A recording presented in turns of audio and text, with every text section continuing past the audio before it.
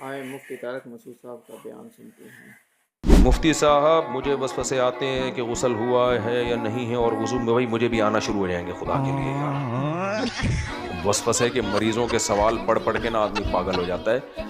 آپ فوراً ڈاکٹر سے رابطہ کریں، وہ رکھ کے 25-30 چماٹے مارے گا تو ٹھیک ہوگا، اس کا علاج میڈیسن سے نہیں ہے۔ جو وسوسے آ رہے ہیں نا غسل ہوا کہ نہیں ہوا، ایسے آدمی کو واش روم میں گھسیٹ کے نکالو۔ یہ ایسے وسوسے کے مریض میرے علم میں ہیں، پوری ٹینکیاں خالی ہو جاتی ہیں، ان کا غسل نہیں ہوتا۔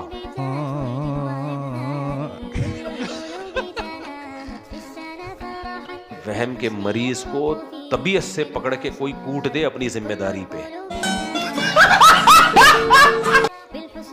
جو وضو کے لیے بیٹھا ہوا ہے نا وہاں گھنٹے نل کے کھول کے وضو نہیں ہو رہا، میں تو یہ کام نہیں کر سکتا، کوئی کیس نہ بن جائے، کوئی مسئلہ نہ ہو جائے، تو وہ اس کو 2-3 رکھ کے لگاؤ، یہ ماں باپ کر سکتے ہیں تو ٹھیک ہو جائے گا، ورنہ یہ مشکل کام ہے۔ تو ڈاکٹر کو دکھائیں، یا تو ڈاکٹر بھی وہم کا مریض بن جائے گا